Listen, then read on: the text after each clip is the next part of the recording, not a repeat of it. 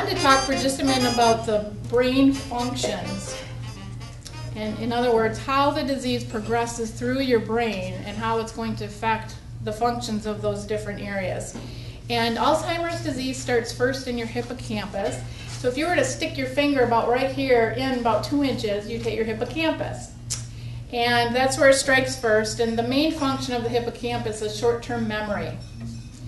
And you know, when something happens to us or we hear something, we want to make sure that we can grab a hold of that information and keep it.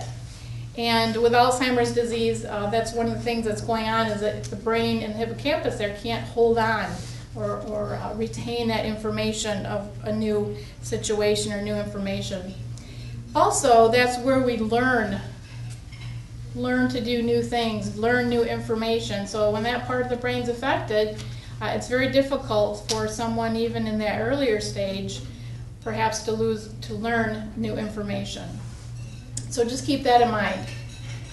We don't want to, I'll talk a little bit later, but we don't want to force someone to do something they're not capable of doing. So we'll get into more of that in a minute. Then it strikes the temporal lobe. In the temporal lobe, you have one on each side of your head. And the main function, there are several, but one of the main functions is language and communication. So when that part of the brain's affected, they have difficulty coming up with the right words to communicate with us, but also they're having a hard time understanding what we're saying to them. And so those are the first couple of clues that we see, the short-term memory problems and also difficulties with language and communication. Also the ability to name things. You know, maybe instead of saying, well, I forgot to put on my watch today, they might say, I forgot to put on my hand clock. They just have a difficulty with proper names. From there it goes to the frontal lobe, and it is amazing all the stuff that's going on in the front of your brain. Just to mention some of them, and one of the main functions up there is your personality.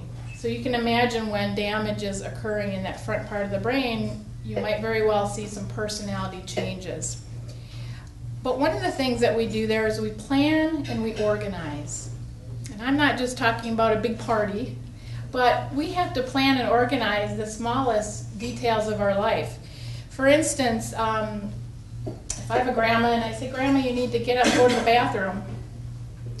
Well, that takes organization and planning to be able to get up and figure out, okay, now where's the bathroom? Got to make my legs go there. And so it really takes a lot of planning and organizing. And so I quite often see family members get very irritated at this point because, and I've heard it several times, maybe we have a wife who, her husband has Alzheimer's disease, and she'll say, you know, I send him into the bathroom and take a shower, and you know what? I get so mad because he goes in there and he just stands.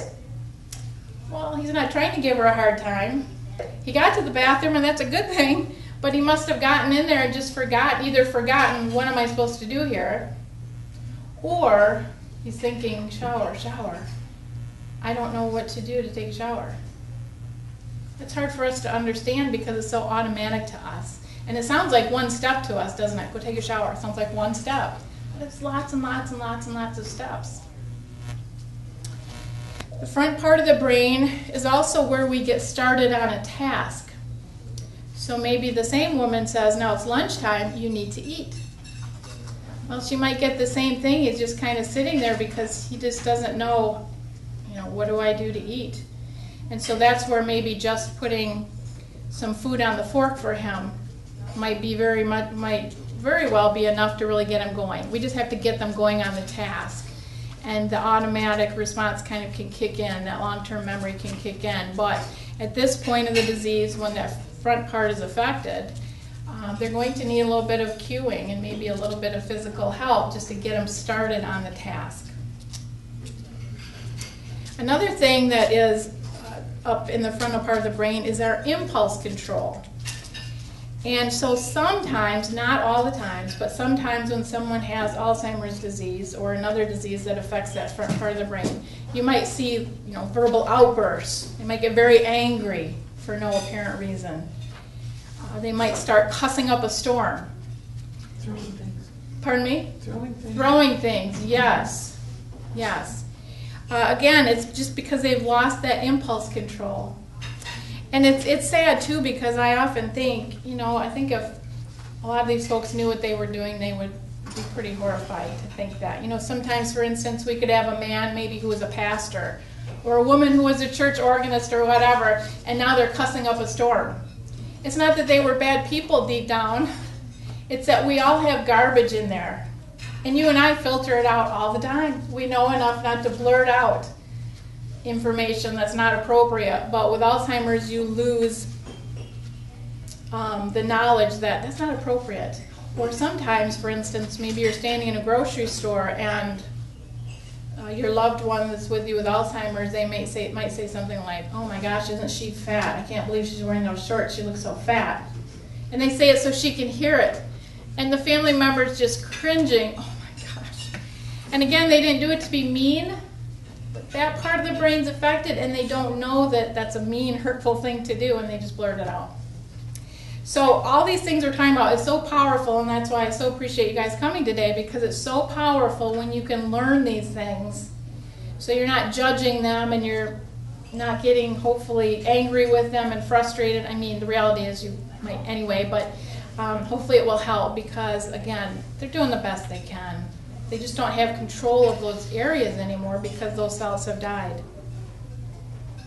Also, the ability to adapt to new situations. And so, to have them go maybe to a new restaurant or do something new, they're very uncomfortable and very leery of doing that because they don't know how to function in a new situation like that. So we want to be respectful of that. Judgment becomes impaired. This is when the jerk comes up to the house and says, "Hey, I noticed you need a new driveway or a new roof. For $3,000, if you just write me that check right now, I'll take care of it for you tomorrow." And years ago, that person might have said, "You're crazy. That's pretty new. There's nothing wrong with it. Go away." But now, because that judgment's impaired, they write the check, and of course, they never see the driveway repaved. So that becomes tough when they're living on their own, especially. The judgment is impaired. They have difficulty also imagining something that's not visible. Abstract thought. So maybe if a woman's upset because she's looking for her husband, and the friend says, "Well, it's okay, he's going to be here tomorrow. He's going to come visit you tomorrow." That's an abstract thought, and he's not there, so it's very hard for her to understand that and grasp it because it's an abstract concept. Also in the front is where our mood is regulated. So we can see sudden mood swings. Again, not always, but it can happen. They could be very happy at one moment, and within a matter of a moment or two, they're very irritated and angry and maybe throwing something or whatever. Again, it's because that part of the brain's affected. Can all these different parts be affected at different times in the Yes. Alzheimer's progress? I mean, it's not just one part of the brain and then another. It can be in Yeah, that's a good point. And as it progresses through the brain, this is a general pattern, but it does vary person to person. Certainly. So I can see some of these in all of these in my mother, really. Yeah. And also the brain isn't like this lobe only does this and this one only does this.